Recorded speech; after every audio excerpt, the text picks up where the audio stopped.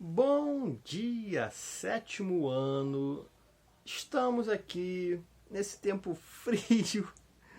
De fato, está fazendo muito frio nesse início de terceiro bimestre que estamos começando hoje. Na verdade, já começamos ontem, na segunda-feira, mas história começamos hoje. Estamos já a partir de agora na segunda metade da nossa matéria. E começamos hoje com um assunto que ele é muito pertinente até hoje, porque se trata sobre a formação de uma nação. Veremos sobre a formação das nações europeias. Mas, professor, já não existiam países antes? Por que a gente está falando agora de nação? Qual é a diferença? Veremos essa diferença no capítulo de hoje. Primeiro, veremos um pouco sobre o que levou a se pensar nessa diferença de país para nação. Começamos com a Guerra dos 30 Anos. Peraí, professor. A gente vai falar de formação de Estado? Sim, tem tudo a ver, vocês vão entender por quê. Entre os anos de 1618 e 1648, ocorreu a Guerra dos 30 Anos, um dos maiores conflitos da história da Europa. De uma maneira geral, foi uma guerra entre católicos e protestantes. Eu falei para vocês já, estava falando faz um bom tempo, que a questão das reformas religiosas criou um clima em si de paranoia e de perseguição em ambos os lados, tanto o lado católico com os protestantes e os protestantes com os católicos. E não era só o povo, a grande maioria da população, que estava nesse clima em si de paranoia e perseguição. As nobrezas também, os líderes nacionais dos países também estavam nesse clima de paranoia e perseguição. O que foi usado como desculpa por alguns países para invadir e guerrear com outros. Não é que a guerra dos 30 anos aconteceu por causa das diferenças religiosas. Mas as diferenças religiosas foram usadas como desculpa para que elas acontecessem. Por exemplo, como disputas entre famílias reais, lutas por territórios, pelo domínio do comércio e pela hegemonia política sobre a Europa. A questão religiosa era só uma grande desculpa.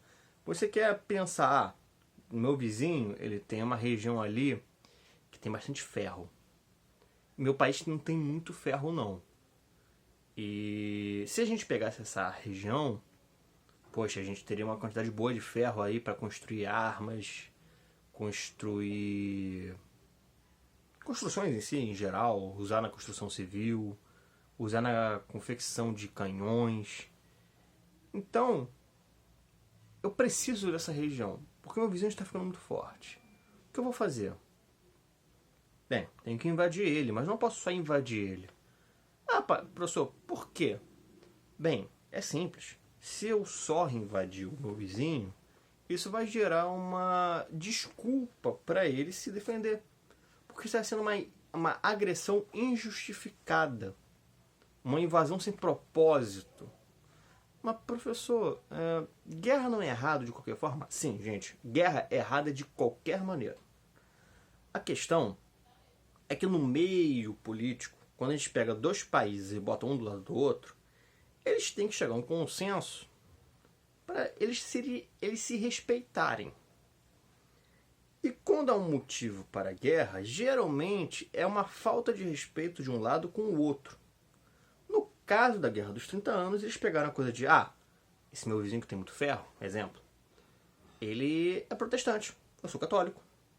Então eu vou invadir dizendo que estou fazendo uma guerra religiosa para acabar com o protestantismo na Europa. E vou lá invadir ele. Foi mais ou menos dessa maneira que essa questão religiosa entrou na Guerra dos 30 Anos. Do lado dos protestantes estavam países como Suécia, Holanda, Dinamarca e principados da Alemanha. Lembrando, não existia Alemanha na época, ainda eram várias cidades-estado. Esses países e principados se revoltaram contra Fernando II, imperador austríaco do Sacro Império Romano Germânico. Não existia ainda uma Áustria e não existia uma Alemanha. Grande parte desses territórios faziam parte do que a gente conhece de Sacro Império Romano Germânico. Tanto a Áustria quanto a Alemanha, eles são povos germânicos. Assim como existem vários principados que formaram depois a Alemanha. Demorava muito porque era muita coisa de interesse em si para se formar uma nação só. No caso, até veio a existir duas, Alemanha e Áustria. E o imperador do Sacro Império Romano Germânico, que nasceu na região da Áustria, a gente não pode chamar muito de Áustria, ele quis impor o catolicismo na Boêmia, atual que hoje é a República Tcheca, que era um país de maioria protestante. Isso gerou ali uma grande insatisfação com os outros povos germânicos.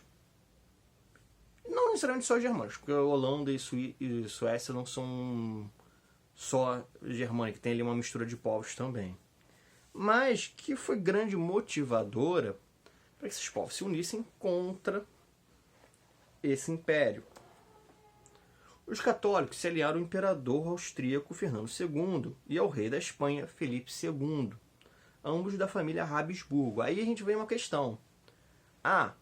Essa aliança aí de Suécia, Dinamarca, principados alemães, Holanda, eles estão atacando o meu parente. Era isso que o Felipe II pensou. Por quê? Felipe II e Fernando II fazem parte da mesma família, a Habsburgo. A família Habsburgo, ela teve vários monarcas pela Europa. E, lógico, alguns deles não se davam muito bem, mas outros se davam muito bem, sim. Eram, além de parentes, bastante amigos, até onde a gente pode dizer, sobre amizade no meio político. E quando Filipe II viu seu parente e amigo, Fernando II, sendo atacado por uma junção de países, ele também quis se meter. Ele não ia deixar isso barato. Até porque, por eles serem da mesma família, facilitava certos acordos comerciais, acordos políticos entre eles. Então, não era interessante para o Filipe II deixar o parente dele sozinho nessa luta. Apesar de ser o maior país católico da Europa, e aí a gente vê um grande porém dessa guerra, a França se uniu aos protestantes, porque pretendia conquistar territórios que pertenciam aos reis da família Habsburgo, e com isso enfraquecer os reinos da Espanha e do Sacro Império Romano Germânico, para tornar-se o país mais poderoso de toda a Europa. É o que eu falei, a questão religiosa ela era uma questão de desculpa. O Filipe II usa uma desculpa religiosa para impor o catolicismo em outro país. E nessa imposição também tem uma questão de política, porque quando ele começa a impor muito a religião do seu país em outro, ele está expandindo o seu domínio, primeiro de forma indireta, para depois fazer de modo direto. No caso já era bem direto, porque ele está querendo impor, ele quer obrigar as pessoas a seguirem a religião que o país dele seguia. E aí outros países se uniram em uma questão religiosa, de protestantes contra católicos. Mas aí o Filipe II foi entrar na guerra por uma questão familiar. A França entrou na guerra por uma questão de território. Então, se vocês verem na internet assim, existiu uma guerra entre católicos e protestantes chamada Guerra dos 30 Anos. Não. Porque os franceses eram católicos, ficaram do lado dos protestantes. E era um país muito grande, muito populoso. Toda questão que leva a uma guerra é uma questão de interesse, é uma questão de propósito. Toda guerra tem um propósito. Uma guerra não acontece por nada. E alguns desses propósitos vão começar a ser trabalhados para dar a ideia de uma nação. Como? Vamos ver agora. A Guerra dos 30 Anos terminou em 1648, literalmente 30 anos. 1618 a 1648, facinho de acertar. Com a assinatura de 11 tratados, que reunidos receberam o nome de Tratados de Paz de Westfália. Foi assim que o Sacro Império Romano Germânico, a França, a Suécia e os principados alemães cessaram os combates e selaram a paz. Os Tratados de Paz de Westfália consolidaram a chamada razão de Estado, isto é, o princípio de que os interesses de um Estado ou um país têm prioridade sobre a religião. Vamos ler um pouquinho sobre isso, num textinho que fala sobre o Tratado de Paz de Westfália. Os Tratados de Paz de Westfália documentaram a existência de um novo tipo de Estado, o Estado moderno, e isso é muito importante, cuja nota característica essencial é a soberania. No final da Idade Média, os príncipes soberanos ou monarcas já eram detentores de um poder centralizado, não sujeito a qualquer tipo de restrição. Ninguém manda no rei, ele manda em tudo, ele tem a palavra soberana sobre tudo. O conceito de soberania e, portanto, de qualificação de soberano dada ao Estado desempenha um papel decisivo na solidificação do princípio de territorialidade. Foi mal. Assim como da centralização de poder. Duas coisas muito importantes para começar a se formar as nações. A partir do uso da força sobre um determinado território, a população e todo o monopólio do direito estrutura-se uma forma de organização de poder, centrada numa autoridade legal suprema, detentora de todo o poder originário, e de intervenção interna ou externa. Ou seja, o que o Tratado de Paz de Westfália fez é definir que o rei, que é o soberano, a gente não tinha a questão de uma república como a gente conhece hoje. Eram vários reinos. E os reis, eles eram sim soberanos sobre seu território. O que ele falava era lei. Mas muitos reis acabavam se sujeitando a ideias de religiosos por influência pessoal. Às vezes a pessoa era muito religiosa, aí ouvia um outro religioso e acabava fazendo não a vontade dele, mas a do religioso. O que o Tratado de Paz de Westfália traz é: o rei pode ter todas as suas convicções pessoais, mas o Estado não pode ser influenciado pela religião. O Estado é uma entidade. Ele está além do rei, apesar de estar sujeito às vontades do rei. Se não entenderam isso direito, depois me falem para eu explicar com mais detalhes. Mas eu imagino o seguinte. Imagina o Brasil. Na época ele era império. O imperador mandava em tudo. Ele tinha a palavra final. Mas os interesses, digamos, de Dom Pedro I, Dom Pedro II, não necessariamente seriam os interesses do Brasil. O Estado Brasil, ele tem necessidades e propósitos que o líder da nação tem que atender ou fazer acontecer sem que influências externas ou até mesmo internas de pessoas próximas ou pessoas influentes atrapalhem o Estado. Essa noção de Estado, ele vai começar a diferenciar do que tinha antes do Tratado de Paz de Westfália. Por quê? Porque era tudo muito parecido. Não se tinha a noção de querer separar o Estado do soberano. O que o Estado precisa não necessariamente é o que o soberano precisa.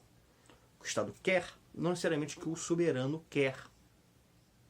Um exemplo. Vamos pegar Portugal de exemplo. Portugal é um bom exemplo. Digamos que Portugal ele está com uma necessidade muito grande de abastecer a sua população com algum alimento. Tradicionalmente, Portugal ele tem em seu costume o consumo de peixes, principalmente a gente conhece o bacalhau, muito conhecido, que não é pescado. Na verdade, bacalhau nem é peixe, bacalhau é um processo que se faz num peixe. Depois eu explico isso para vocês. Essa é uma curiosidade. Que o peixe em si que se usa para fazer bacalhau é pescado lá no norte da Europa. Então, se ele está precisando de comida, tradicionalmente, o rei até pode querer, vamos aumentar nosso comércio com os países lá do norte da Europa. Mas, se a necessidade de comida é muito grande, ele tem que arranjar ali um jeito, fora até das questões de tradição, para poder conseguir esse alimento para a população. Então, no lugar de aumentar esse comércio e pegar mais peixe do comércio lá do norte da Europa, ele pode, por exemplo, ter que dar a ordem de aumentar o cultivo, ter que dar a ordem de se comprar alimentos que até a população não se esteja muito acostumada a comer. Mas que necessidade? Tem que se comprar agora. Imagina que eles não têm o costume de comer repolho. Bom exemplo. Mas a população está passando fome. Compra repolho. Compra repolho e dá para as pessoas. Lá no Brasil a gente descobriu que tem a mandioca, que lá eles têm comido muito na colônia. Traz para Portugal.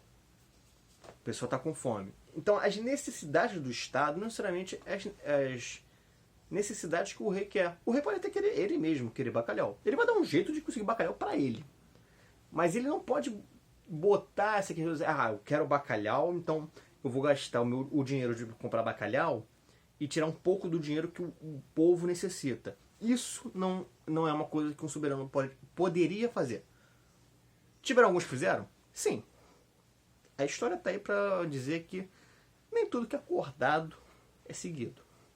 Mas a ideia em si de que o Estado tem suas necessidades e que o soberano ele deve atender às necessidades do Estado, apesar dele comandar o Estado, é algo que começa a ser construído no Tratado de Westfália. Lógico, com o passar do tempo, a questão soberano-Estado começa a voltar a se juntar. Ao ponto que a gente vai ter na França o rei Luís XVI, que falava: o Estado sou eu. As vontades do Estado são as minhas vontades. Tudo deve ser conforme o meu querer e as minhas necessidades. Essa ideia é o que forma a questão do absolutismo. Vamos ver aqui um mapa que ele delimita as fronteiras dos Estados europeus quando acabou a Guerra dos 30 anos. Então, é um mapa já do fim da guerra.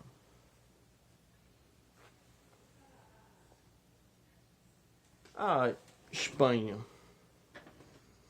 e Portugal estão na mesma região, mas a Espanha, no caso, dominava toda essa parte. Professor, a Espanha está dominando a parte que é da Itália, sim. Dominavam toda essa parte. E tinham outros territórios pequenos ali no meio que ficavam dominando. A França também cresceu um pouco. Aqui é um pouco maior do que a França atual. O Sacro Império Romano Germânico, ele tomou essa região. A Áustria existe, mas como o imperador da Áustria também é do Sacro Império Romano Germânico, então as partes deles se confundem e acaba sendo do mesmo soberano. O reino da Polônia se manteve grande. A Prússia, que é um estado germânico, também conseguiu se manter independente. Isso vai ser muito importante mais para frente na história. O Império Otomano dos turcos já não tinham o tamanho que eles tinham, mas eles conseguiram manter um grande império. O Império Russo manteve também a sua grande extensão.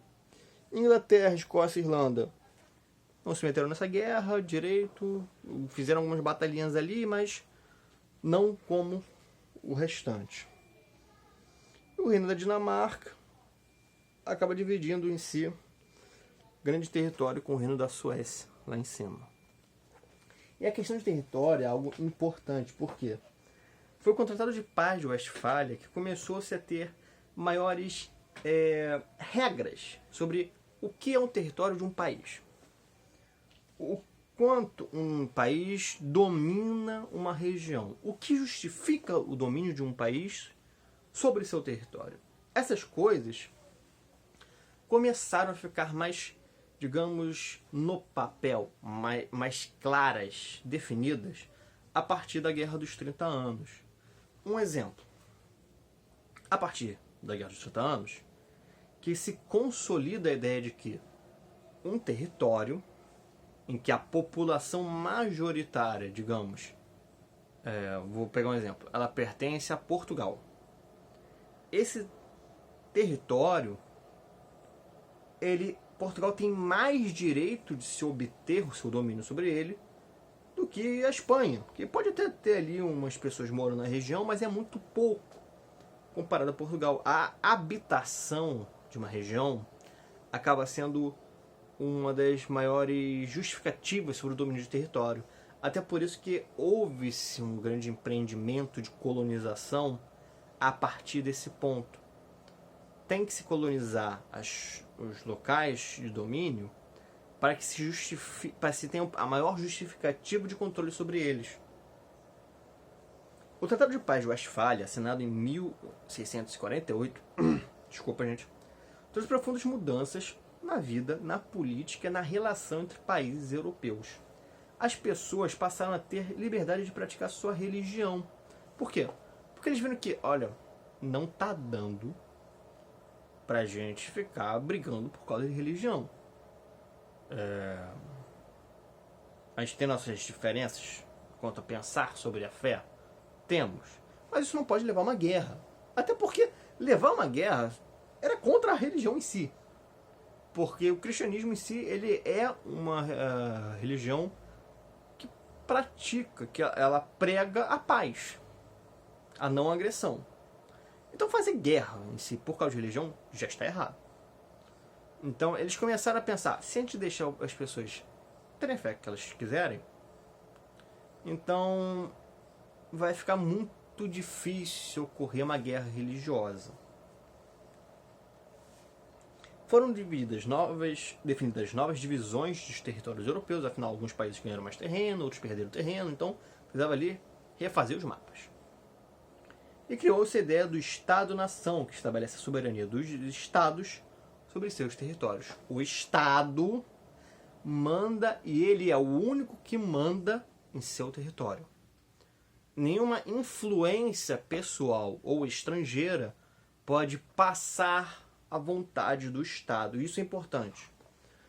Por exemplo, digamos aqui no Brasil, temos no interior de Goiás uma região em que uma mineradora, vamos botar aí uma mineradora brasileira, para a gente não pegar questões de estrangeiro já de cara. Uma mineradora brasileira que ela quer extrair ferro da região. Tem uma boa mina de ferro ali e tudo mais. Só que a região é protegida porque, vamos dizer que é protegida porque é um local de preservação da natureza. Tem muitas espécies ameaçadas de extinção por ali e é preciso preservar a região. A mineradora, se ela quiser continuar com a tentativa e até pegar mesmo, fazer buraco e começar a cavar, a extrair ferro, ela vai estar desrespeitando o Estado. A vontade do Estado, ela se traduz em leis, em ordens. Então, no momento que o Estado falar não, não se deve fazer. Se o Estado falar sim, pode se fazer? Essa é a ideia do Estado-nação. Soberania nacional no mundo contemporâneo. Desde o Tratado de Westfália, o conceito de soberania recebeu revisões e novas interpretações. Atualmente, como nossa sociedade se tornou globalizada, acontecem muitas violações da soberania dos Estados. Por exemplo, os países mais poderosos interferem e afetam outros países por causa de problemas ambientais, especialmente quando há emissão de gases na atmosfera. Vamos ler o textinho abaixo. Soberania contra meio ambiente. O que dizer sobre os Estados Unidos, por exemplo, onde a democracia dificulta medidas que contrariam interesses e afetam as eleições? O Congresso dos Estados Unidos não sancionou o Protocolo de Conferência de Meio Ambiente de Kyoto. E é improvável a mudança, ainda mais com o Donald Trump, America First. O mundo é secundário, mas os Estados Unidos estão no mundo integrado, na economia e no meio ambiente. E como se comportará a China, dependente da poluente termoeletricidade do carvão, e pressionada pela insuficiência de recursos naturais e de terra agricultável, pelas necessidades imediatas de sua enorme população e ascensão do consumismo? Compatibilizar o comportamento ambiental de 200 países, das Ilhas Seychelles aos Estados Unidos e à China, com o conceito de soberania nacional, é um problema do século XXI para estadistas de todo o mundo. Agora vamos ver a lista dos países que mais poluem. Em primeiro lugar, China. Segundo, Estados Unidos. Terceiro, Índia. Quarto, Rússia. Quinto, Japão. Sexto, Alemanha. Sétimo, Coreia do Sul. Oitavo, Canadá. Nono, Arábia Saudita. Décimo, Irã. 11º, Grã-Bretanha. 12º, Brasil. 13º, México. 14º, Indonésia. 15º, África do Sul. Todos esses países poluem muito. E a poluição em si afeta o planeta inteiro. A gente está vivendo uma consequência da poluição da atmosfera. Esse frio que está se fazendo no Brasil é decorrente da poluição da atmosfera por causa de gases poluentes que estão mudando o clima do nosso planeta. O aquecimento global, ele só não vai aquecer, gente. Ele vai mudar o clima. Lugares que eram muito quentes podem começar a fazer muito frio. E vice-versa. Isso que a gente está vivendo é sim consequência. E é só ver para os outros países. Na Alemanha, se teve umas chuvas enormes, que geralmente a gente vê aqui no Brasil, que destruiu diversas cidades. Mais de 100 pessoas morreram. Na China, em 2 dias, se choveu o que era esperado para o ano inteiro. E, além disso, regiões como o Canadá, que geralmente não faz muito calor, chegou a fazer 50 graus. Isso acarretou em diversos incêndios, porque as plantações de lá, as árvores, as plantas, não estão acostumadas com calor de 50 graus. Porque a região é para fazer frio. Incêndios a gente está tendo em várias partes do mundo em que era para estar fazendo menos calor e está fazendo muito calor.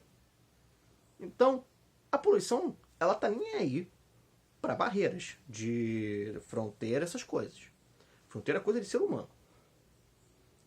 Mas, ao mesmo tempo, tem que se respeitar a soberania dos estados sobre seus territórios.